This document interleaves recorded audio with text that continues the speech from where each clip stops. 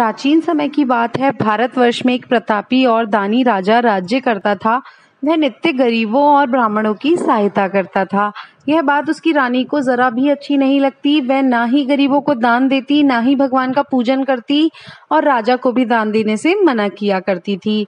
एक दिन राजा शिकार खेलने वन को गए हुए थे तो रानी महल में अकेली थी। उसी समय बृहस्पति देव साधु वेश में राजा के महल में भिक्षा के लिए गए और भिक्षा मांगी। रानी ने भिक्षा देने से इनकार किया और कहा, हे साधु महाराज, मैं तो दान पुण्य से तंग आ गई हूँ। मेरा पति सारा धन लुटाते रहता है। मेरी इच्छा है कि हमारा समस्त धन नष्ट हो जाए, फिर ना रहेगा बांस और ना बजेगी बांसुरी। साधु ने कहा, देवी तुम तो बड़ी विचित्र हो। धन संतान तो पापी के घर भी होने चाहिए। पुत्र और लक्ष्मी तो पापी भी चाहता है। यदि तुम्हारे पास अधिक धन है तो भूखे को भोजन दो, प्यासों के लिए प्याऊ बनवाओ, मुसाफिरों के लिए धर्मशालाएं खुलवा दो। जो निर्धन अपनी कुमारी कन्याओं का विवाह नहीं करा सकते उनका विवाह करा दो। ऐसे और कई काम हैं जिनके करने से तुम्हारा यश लोक परलोक में फैलेगा। परंतु रानी पर उपदेश का कोई प्रभाव न पड़ा। वह बोली, महाराज आप मुझे कुछ ना समझाएं। मैं ऐसा धन बिल्कुल नहीं चाहती जो हर जगह बांटती फिरूं। साधु ने उत्तर दिया, यदि तुम्हारी ऐसी ही इच्छा है तो तथास्तु। तुम ऐसा करना कि बृहस्पतिवार को घर लीपकर पीली मिट्टी से अपना सिर धोकर स्नान करना, भट्टी चढ़ाकर कपड़े धोना। ऐसा करने से आपका समस्त धन नष्ट हो जाएगा। इतना कहकर वह साधु महाराज वहां से आलोप हो गए। साधु के अनुसार कई बातों को पूरा करते हुए रानी को केवल 3 बृहस्पतिवार ही बीते थे कि उसकी समस्त धन संपत्ति नष्ट हो गई। भोजन के लिए राजा का परिवार तरसने लगा। तब एक दिन राजा ने रानी से कहा, हे रानी तुम यहीं रहो, मैं दूसरे देश जाता हूँ। क्योंकि यहाँ पर सभी लोग मुझे जानते हैं, इसलिए मैं कोई छोटा कार्य नहीं कर सकता। ऐसा कहकर राजा प्रदेश को चले गए। वहां वन में राजा जंगल से लकड़ी काटते और शहर में बेच देते। इस तरह वह अपना जीवन व्यतीत करने लगे। इधर राजा के प्रदेश जाते ही रानी और दासी दुखी रहने लगे। एक बार जब रानी और दासी को 7 दिन तक बिना भोजन के रहना पड़ा तो रानी ने अपनी दासी से कहा, हे दासी, पास ही के नगर में मेरी एक बहन रहती है। वह बड़ी धनवान है, तू उसके पास जा और कुछ ले आ ताकि थोड़ी बहुत गुजर बसर हो जाए। दासी रानी की बहन के पास गई। उस दिन गुरुवार था और रानी की बहन उस समय बृहस्पतिवार व्रत की कथा सुन रही थी। दासी ने रानी की बहन को अपनी रानी का संदेश दिया, लेकिन रानी की बड़ी बहन ने कोई उत्तर ही नहीं दिया। जब दासी को रानी की बहन से कोई उत्तर नहीं मिला तो वह बहुत दुखी हो गई और उसे क्रोध भी आया। दासी ने वापस आकर रानी को सारी बात बता दी। सुनकर रानी ने अपने भाग्य को कोसा। उधर रानी की बहन ने सोचा कि मेरी बहन की दासी आई थी, परंतु मैं उससे नहीं बोली, इससे वह बहुत दुखी हो गई होगी। कथा सुनकर और पूजन समाप्त करके वह अपनी बहन के घर गई और कहने लगी, हे बहन, मैं बृहस्पतिवार का व्रत कर रही थी। तुम्हारी दासी मेरे घर आई थी, परंतु जब तक कथा होती है तब तक न तो उठते हैं और ना ही बोलते हैं, इसलिए मैं नहीं बोली। कहो दासी क्यों गई थी? रानी बोली, बहन तुमसे क्या छिपाऊं, हमारे घर में खाने तक को अनाज नहीं था। ऐसा कहते कहते रानी की आंखें भर आईं। उसने दासी समेत पिछले 7 दिनों से भूखे रहने तक की बात अपनी बहन को विस्तार पूर्वक सुना दी। रानी की बहन बोली, देखो बहन, भगवान बृहस्पति देव सबकी मनोकामना पूर्ण करते हैं। देखो शायद तुम्हारे घर में ही अनाज रखा हो।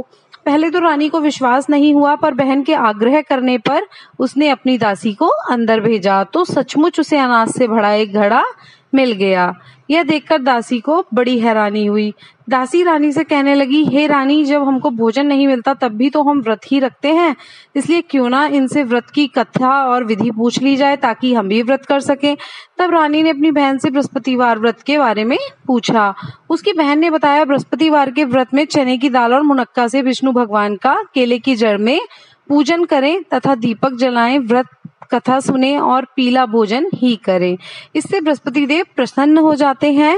व्रत और पूजन विधि बताकर रानी की बहन अपने घर को लौट गई।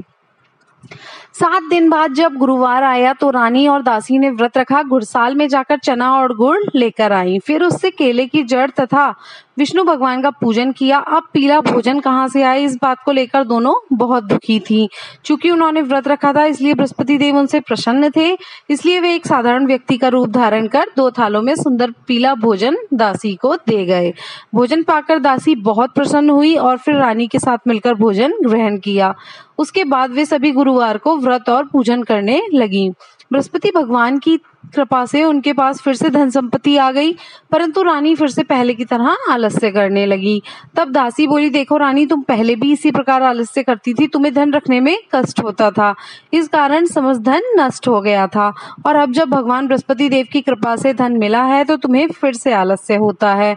रानी को समझाते हुए दासी कहती है कि बड़ी मुसीबतों के बाद हमने यह धन पाया है, इसलिए हमें दान पुण्य करना चाहिए, भूखे मनुष्यों को भोजन कराना चाहिए और धन को शुभ कार्यों में खर्च करना चाहिए, जिससे तुम्हारे कुल का यश बढ़ेगा, स्वर्ग की प्राप्ति होगी और पितृ प्रसन्न होंगे। दासी की बात मानकर रानी अपना धन शुभ कार्यों में खर्च करने लगी, जिससे पूरे नगर में उसका यश फैलने लगा। वहीं दुखी होकर जंगल में एक पेड़ के नीचे राजा आसन जमाकर बैठ गए।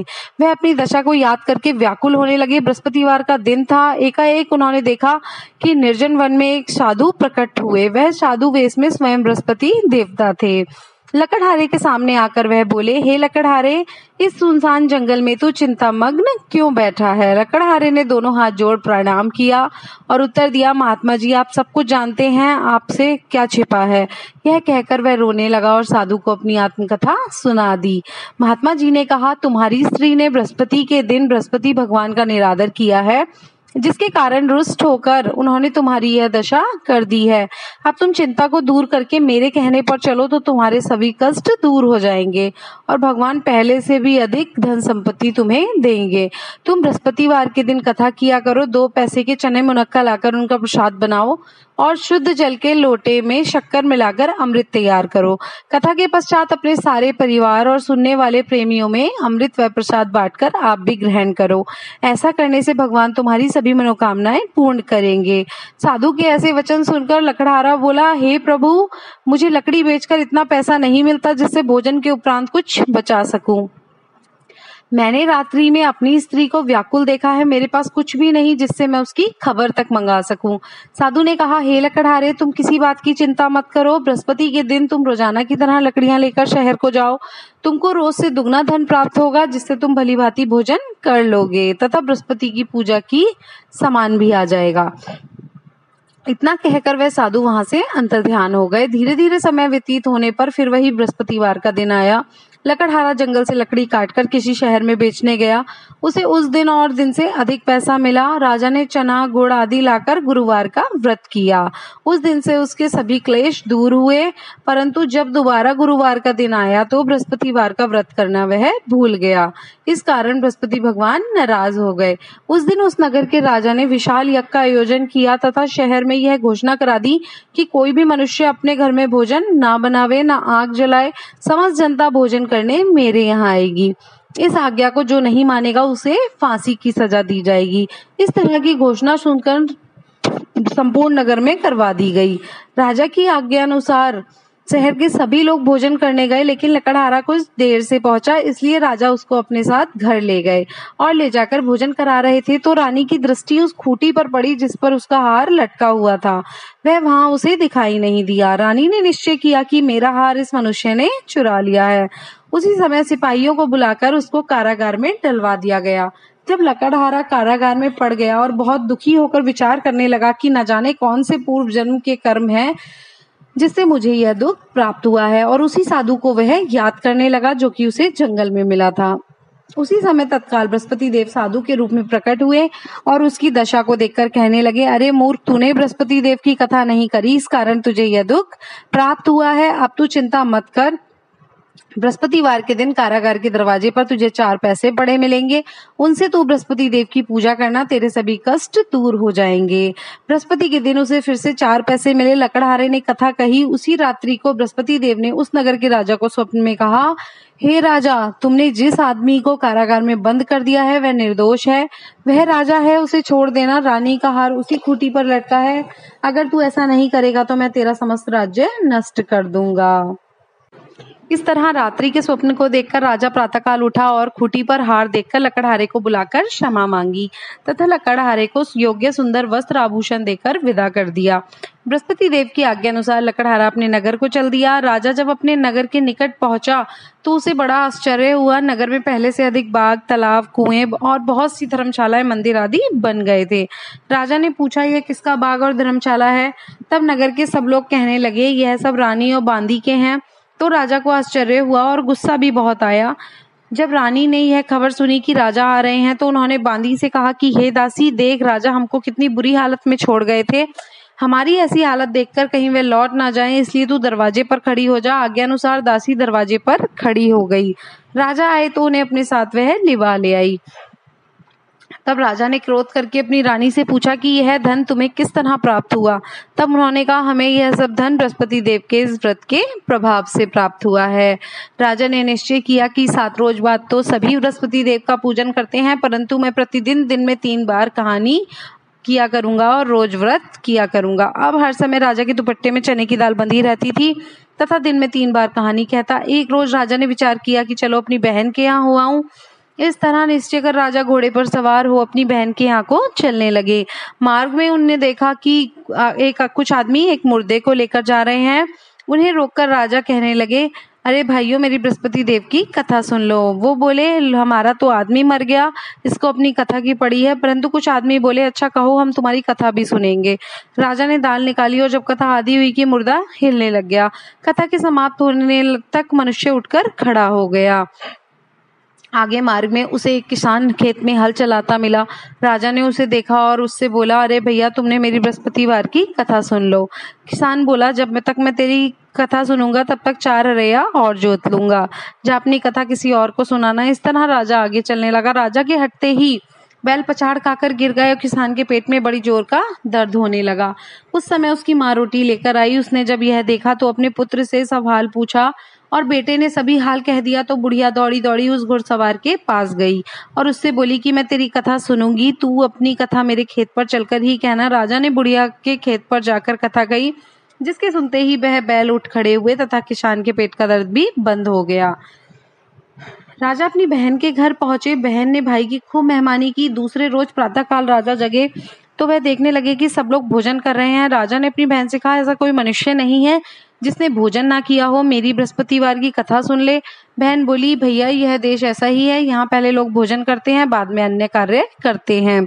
अगर कोई पड़ोस में हो तो देखाऊं। वह ऐसा कहकर देखने चली गई। उसे कोई ऐसा व्यक्ति नहीं मिला जिसने भोजन ना किया हो।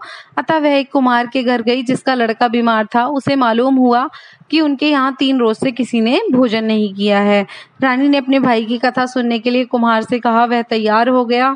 राजा ने जाकर बृहस्पतिवार की कथा कही, जिसको सुनकर उसका लड़का ठीक हो गया।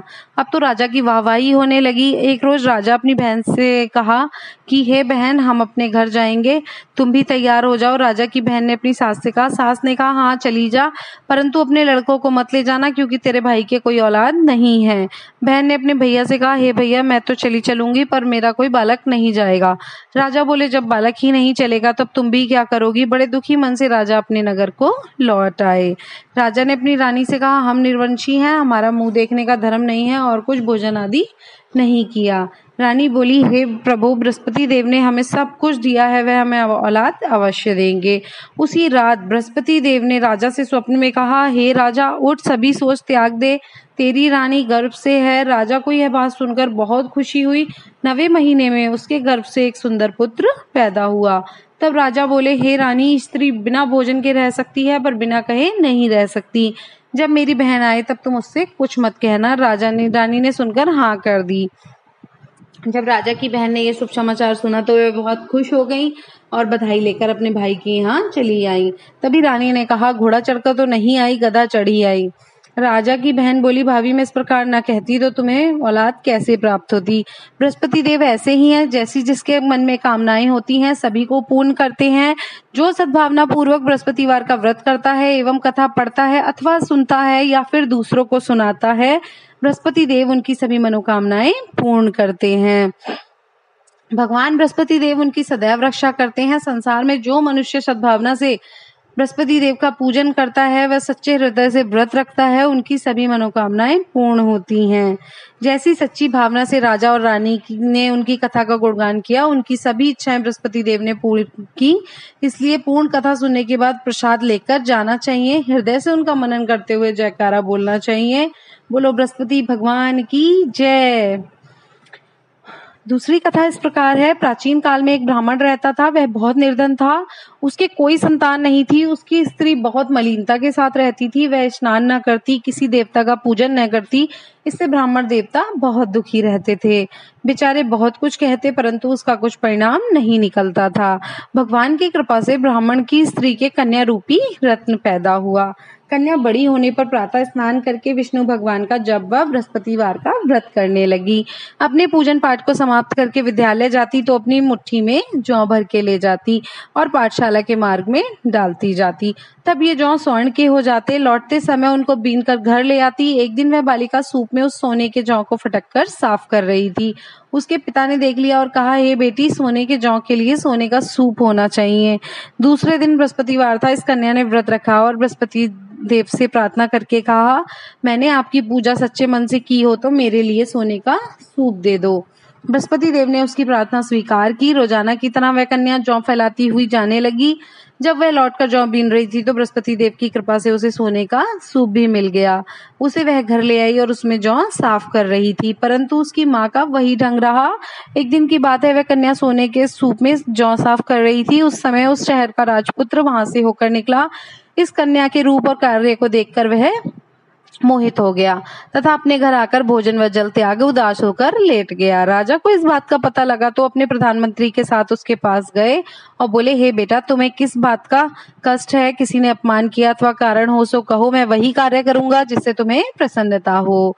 अपने पिता की राजकुमार ने बातें सुनी तो वह बोला, मुझे आपकी कृपा से किसी बात का दुख नहीं, किसी ने मेरा अपमान नहीं किया, परंतु मैं उस लड़की से विवाह करना चाहता हूँ जो सोने के सूप में जौ साफ कर रही थी। यह सुनकर राजा आश्चर्य में पड़ गए और बोले, हे बेटा, इस तरह की कन्या का पता तुम ही लगाओ, मैं इसके साथ तेरा विवाह अवश्य ही करा दूंगा। राजकुमार ने उस लड़की के घर का पता बताया। तब मंत्री उस लड़की के घर गए और ब्राह्मण देवता को सभी हाल बता दिया।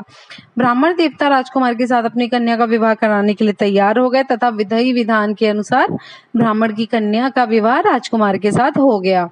कन्या के घर से जाते ही पहले की भांति उस ब्राह्मण देवता के घर में गरीबी का निवास हो गया। अब भोजन के लिए अन्न भी बड़ी मुश्किल से उन्हें जुटाना पड़ता। एक दिन दुखी होकर ब्राह्मण देवता अपनी पुत्री के पास गए। बेटी ने पिता की दुखी अवस्था को देखा और अपनी माँ का हाल पूछा। तब ब्राह्मण ने सभी हाल कहा। कन्या ने बहुत सा धन देकर अपने पिता को विदा कर दिया। इस तरह ब्राह्मण का कुछ समय सुखपूर्वक व्यतीत हुआ। कुछ दिन बाद फिर वही हाल हो गया। ब्राह्मण फिर अपनी कन्या के यहाँ गया और सारा हाल कहा तो लड़की बोली, हे पिताजी, आप माताजी को यहाँ ले आए, मैं उन्हें विधि बता दूंगी जिससे गरीबी दूर हो जाए। वह ब्राह्मण देवता अपनी स्त्री को साथ लेकर पहुंचे तो अपनी माँ को समझाने लगी, हे माँ, तुम प्रातः काल प्रथम स्नान आदि करके विष्णु भगवान का पूजन करो तो सब दरिद्रता दूर हो जाएगी। परंतु उसकी माँ ने एक भी बात नहीं मानी और प्रातःकाल उठकर अपनी पुत्री के बच्चों की चूटन को खा लिया। इससे उसकी पुत्री को भी बहुत गुस्सा आया और एक रात अपनी माँ को कोठरी में बंद कर प्रातःकाल उसे निकाला तथा स्नान आदि करा के पाठ करवाया तो उसकी माँ की बुद्धि ठीक हो गई और फिर प्रत्येक बृहस्पतिवार को व्रत रखने लगी। इस व्रत के प्रभाव से उसके माँ बाप बहुत ही धनवान और पुत्रवान हो गए और बृहस्पति जी के प्रभाव से इस लोक के सुख भोग कर स्वर्ग को प्राप्त हो गए। सब बोलो विष्णु भगवान की जय, बोलो बृहस्पति देव की जय।